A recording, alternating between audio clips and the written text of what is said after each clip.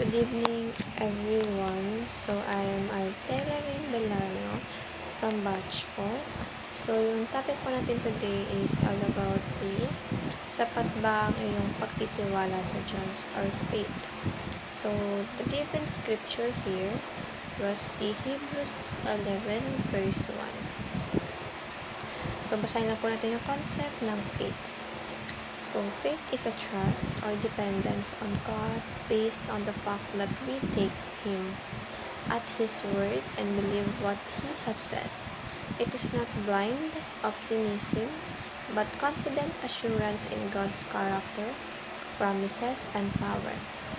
True faith rests not on what we see, but on who God is and what He has revealed through His word. So, dito pinapakita ng Panginoon na siya ay hindi sinungaling kung ano yung mga salitang ibinigay o ibinahagi ng Panginoon sa atin. Yun po ay kanyang gagawin o tutuparin. Dahil ang Panginoon po natin ay may isang salita, nang sa ganun ay magtiwala tayo sa Kanya, at nang sa ganun kaya natin ibalik sa Kanya yung mga bagay na binibigay niya sa atin. So, ang gusto kasi ng Panginoon is maging role model natin siya. So, in that way, mas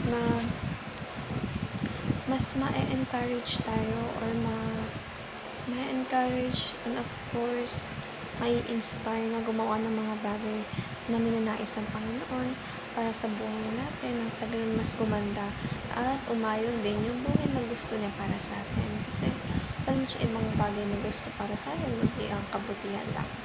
So, we have here the teachings, which is faith is taking God at His word. So, gaya nga sabi ko kanina, ang Panginoon po ay may isang salita at lahat ng mga sinasabi niya ay ginagawa niya.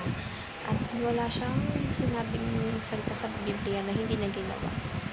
At faith honors God and faith leads to active obedience. So, tama na nagkakaroon tayo ng tiwala o pananampalataya sa Panginoon, mas lumalago yung pagmamahal natin sa isa't isa at mas lumalago rin yung connection natin sa Panginoon.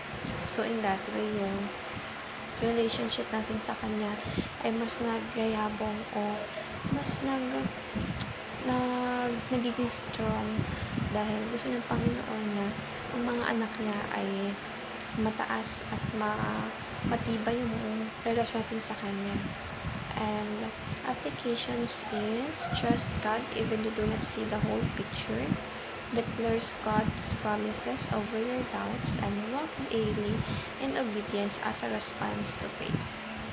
So dito, binabahagi rin ni Pastor Russell sa video niya na even though hindi natin siya nakikita physically, sana hindi magbago yung faith na maaari natin ibigay sa Panginoon dahil kaya nang ibigay sa atin lahat kung ang faith din natin ay kasing tibay ng pagmamahal niya sa atin. Kasi ang Panginoon ay hindi po madamot. Sa lahat ng pagmamayari niya sa buong mundo, lahat ng bagay na pagmamayari niya, hindi niya yun kayang ipagdamot sa atin kung tayo ay sumusunod at kung gustong magkaroon pa ng connection sa Panginoon. Dahil yun naman talagang gusto ni Lord. Maraming anak niya yung mas kumilala sa Kanya at mas magmahal sa Kanya. So, in that way, we should always glorify Him and of course worship Him in a way na matutuwa ang Panginoon at mas magtitibay ang relasyon natin sa Kanya. So, thank you everyone and God bless po. Have a blessed Wednesday ahead for tomorrow.